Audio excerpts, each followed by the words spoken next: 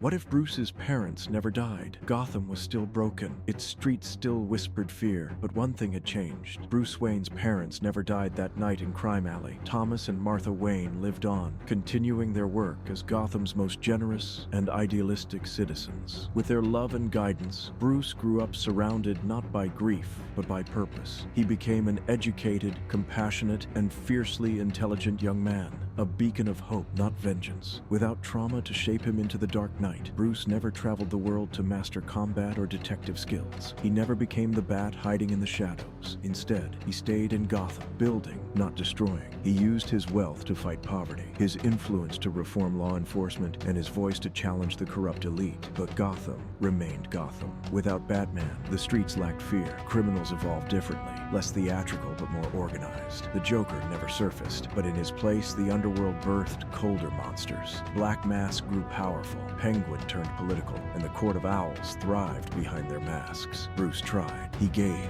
He ran for mayor. He built schools and shelters. Yet the rot was deeper than he imagined. Corruption bled into every institution. Then one night, a young boy watched his parents get gunned down in an alley. Bruce stood at the scene, heart shattered. The past he never lived unfolded before him. For the first time in his life, he felt the darkness. He could become the Bat. He had the means, the suit, the tech, but he didn't. Instead, he became something else, a guardian in the light. He built the Wayne Foundation for Justice, created task forces, funded clean policing, and personally mentored the boy who lost his family. In this world, Gotham never got Batman, but maybe, just maybe, it didn't need him. It needed Bruce Wayne, alive, whole, and burning with hope. Gotham was quieter now. No signal in the sky, no wings in the dark, and no painted smile lurking in the alleys. Without Batman, there was no Joker. Jack Napier, failed comedian, petty criminal, a man on the edge, never fell into a vat of chemicals, because there was no Bat to chase him. No rooftop confrontation, no dramatic fall into madness. Instead, Jack disappeared, not into legend, into obscurity. He lived out his days in a rundown apartment in Gotham's East End, flipping through late-night talk shows, waiting for someone to laugh at his jokes. No chaos, no punchline, just a man forgotten by the city and by fate. But Gotham never needed a Joker to decay.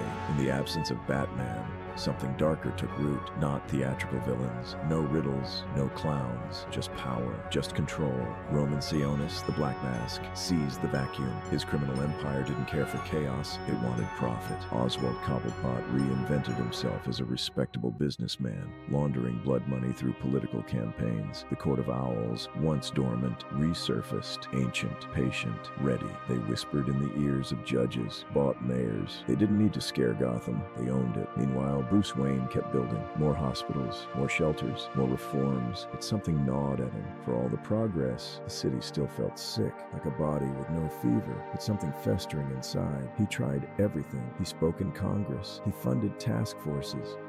He even built the Gotham Psychological Crisis Network, hoping to catch people like Napier before they broke. But without fear stalking the night, Gotham's monsters evolved. Sleeker, sharper, invisible. And Napier, he watched from his broken television as Sionis bought the city block by block, as Wayne Tech ads promised a brighter future, as the laughter in his head grew louder and louder, until one night he smiled. In a Gotham without Batman, the Joker didn't fall into madness. He walked into it, willingly and on his own terms. Gotham reached its tipping point. The systems Bruce built, the hospitals, the reform programs, the clean politics were cracking under pressure. The shadows were crawling back, and this time they were organized. The Joker had returned, not as a clown, but as a ghost, a whisper in every riot, a laugh in every building burned. He had no origin story, only rage. And Bruce, still no cape, still no mask, but he felt it. The city was calling out for something more. Someone else answered. Barbara Gordon, daughter of Police Commissioner Jim Gordon, a prodigy, a genius, a believer. She had seen the corruption from within. She watched Bruce try to save Gotham with laws and kindness, and fail. And she realized what Gotham really needed. Not a billionaire in a boardroom, not a ghost in a cape, but a spark. So she became it. She trained in secret, built her own tech, and on a cold Gotham night, when Joker's followers lit the East End on fire, she rose, not as Batman, as Batgirl. The people looked up, the criminals looked over their shoulders, and for the first time in years, Gotham remembered what fear felt like. But it wasn't just fear, it was hope. Reborn in the hands of someone new. Bruce watched from afar, no jealousy, no regret, just pride. So maybe Batman never came to be, but in the end, the Bat still rose, because symbols don't die, they evolve. Like this timeline. Smash that like button, subscribe for more what-if stories, and tell us in the comments. This was Popcornverse. And remember, in every universe, there's a story waiting to be rewritten.